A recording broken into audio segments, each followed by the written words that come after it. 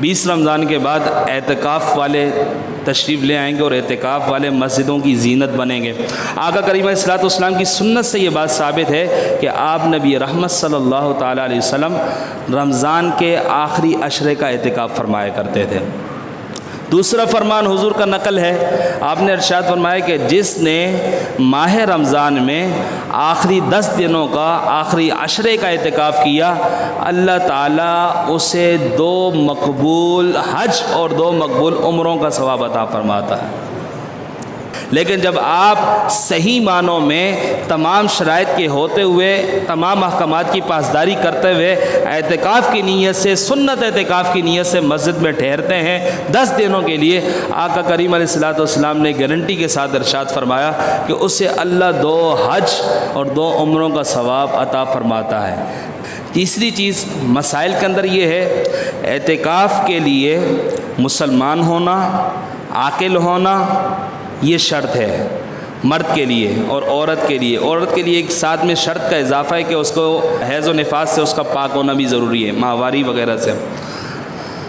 اس کے علاوہ کوئی بھی بچہ جو سمجھدار ہو وہ اعتکاف میں بیٹھ سکتا ہے، جو احکامات کو سمجھتا ہو، احکامات کی پاسداری کر سکتا ہو وہ بیٹھ سکتا ہے۔ لیکن عموماً میں نے یہ دیکھا ہمارے بڑے حضرات کا رجحان اعتکاف کی طرف کم ہے۔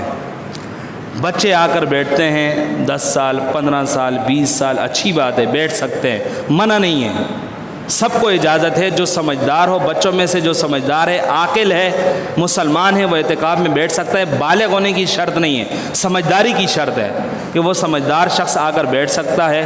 لیکن ان بچوں کے ساتھ ساتھ میری گزارش ہے، یہ زندگی ہے، یہ موقع ہے آپ کے پاس۔ آج دیکھیں ایران کے اندر یا دیگر ممالک کے اندر کیا ہو رہا ہے، کسی نے سوچا تھا ہماری زندگی یوں اچانک ختم ہو جائیں گی؟ اور ویسے زندگیوں کا مالک اللہ ہے۔ یہ بھی ایک الگ ٹاپک ہے اور اس پر ایک لمبی بحث ہے، لیکن یہاں میں آپ سے یہ گزارش کرنا چاہتا ہوں کہ آپ کے پاس وقت ہے، یہ موقع ہے، ماہ رمضان آپ کی زندگیوں میں میسر آیا ہے۔ چھوٹے بچوں کے ساتھ ساتھ، چھوٹے سمجھدار بچوں کے ساتھ ساتھ بڑے حضرات بھی کوشش کریں، 10 دن ہیں، آ کر مسجد میں اعتکاف کی نیت سے بیٹھیں، زیادہ سے زیادہ عبادت کریں، اور طاق راتوں کے اندر خاص طور پر جو اعتکاف میں نہیں بیٹھے وہ زیادہ عبادت کریں، مسجدوں میں آ کر کریں، اپنی مسجدوں کو آباد کریں۔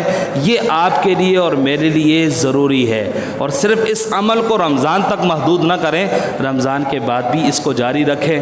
اللہ تبارک و تعالی ہم سب کے اعمال کو اپنی بارگاہ میں شرف قبولیت نصیب فرمائے۔